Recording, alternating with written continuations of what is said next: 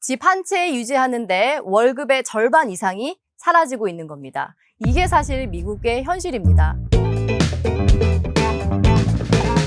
안녕하세요. 한윤지의 미국 스며들기입니다. 요즘 제가 고개를 갸우뚱하면서 느껴지는 부분이 있는데요. 조지아에서 집을 사려는 사람들의 가격대를 보면요. 밀리언이 넘는 금액이거나 아니면 아예 30만 불에서 40만 불대 가격대를 찾는 손님이 굉장히 많습니다. 요즘 좀 더 많이 그렇게 느껴지는 것 같아요. 불과 몇 년 전만 해도 50만 불에서 60만 불 이 중간 정도 가격대의 손님이 훨씬 많았는데 요즘은 이 중간 가격대 손님이 정말 많이 줄어들었습니다. 그런데 이게요, 부동산에서만 일어나는 현상이 아니고요. 미국 전체 경제 상황을 봐도 소위 우리가 말하는 중산층이 사라지고 있습니다. 오늘 이야기할 내용이 바로 이 중산층에 대한 이야기입니다. 여러분 잠깐 상상해 볼게요. 연봉이 한국 돈으로 1억 원 정도가 있어요.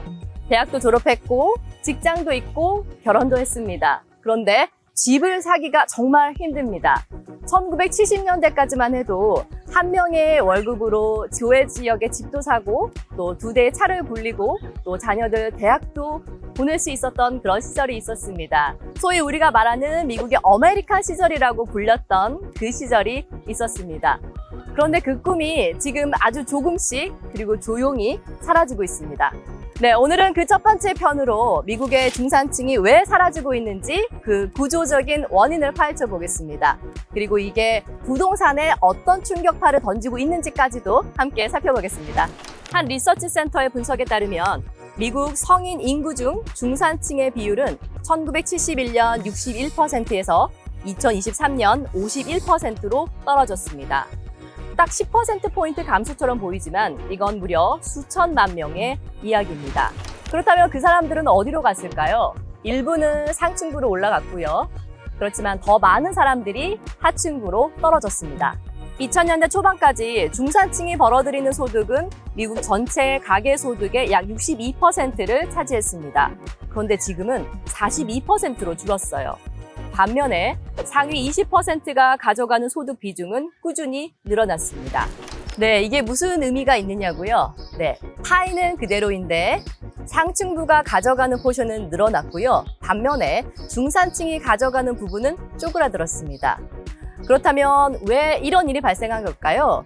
여기에는 3가지 이유가 있습니다. 첫 번째가 임금 정체입니다. 1970년대 이후에 기업들의 생산성은 크게 늘어났어요.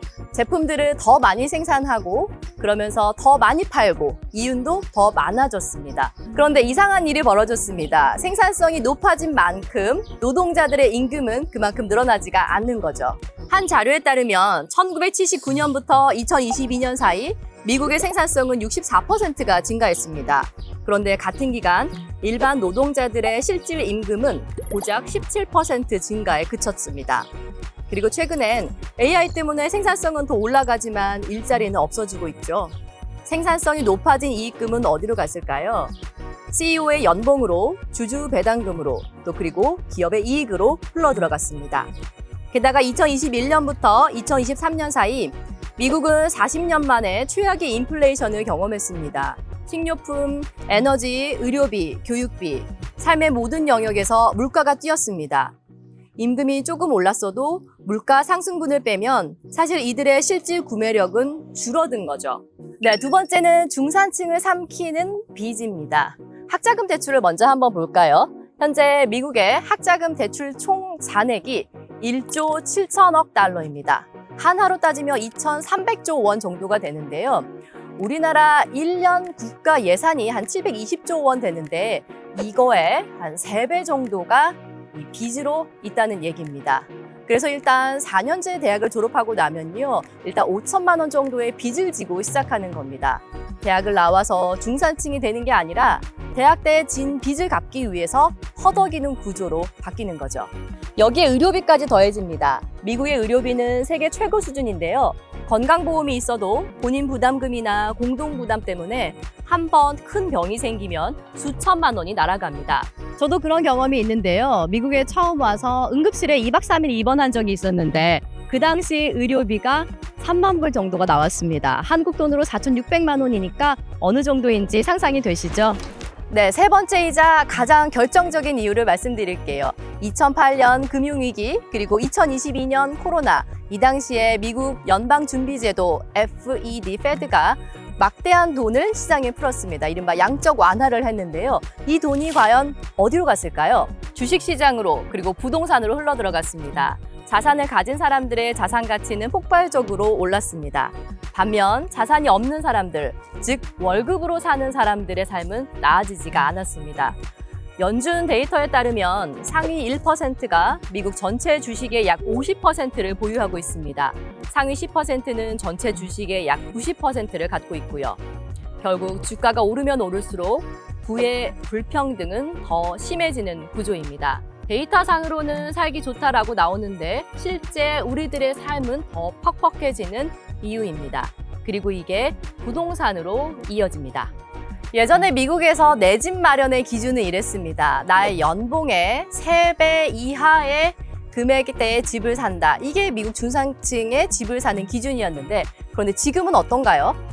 미국의 중간 주택 가격은 약 40만 달러입니다. 그런데 미국의 중간 가계 소득은 올해 9월에 최신 데이터가 나올 텐데 아직 안 나와서 제가 예전 자료를 찾아봤는데요. 약 8만 3천 달러입니다.